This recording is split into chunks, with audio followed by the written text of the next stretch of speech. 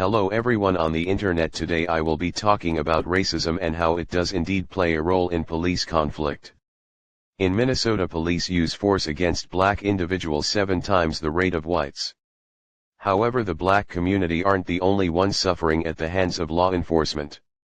Native Americans at the ages of 20, 24, 25, 34, 35, and 44 are 3 of the 5 groups most likely to be killed by the police. Despite the fact that they only make up 1.2% of the population in the United States. Latinos also suffer at the hands of law enforcement. Sean Monterosa was a Latino man suspected of property crimes before being shot and killed by an officer responding to looting in the area. The 22-year-old was on his knees when the officer opened fire through his car window. A tragic incident spanning decades of police violence in the Latino community.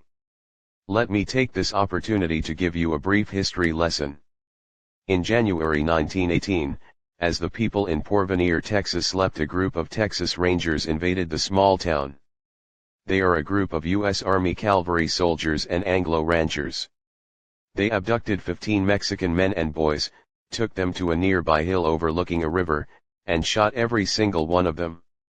Unfortunately, none of them survived. The rest of the village sought refuge in Mexico. Days later, the executioners burned what was left of the town. They claimed, without proof, that their victims had been connected to a recent raid nearby. Now tell me, after hearing that, what do you think? The past sounds awfully like common day in my opinion. It goes to show how over the years nothing has changed. We are still right back where we started. People working for the government are still able to harm, harass, and kill others, all while having the power to get away with it.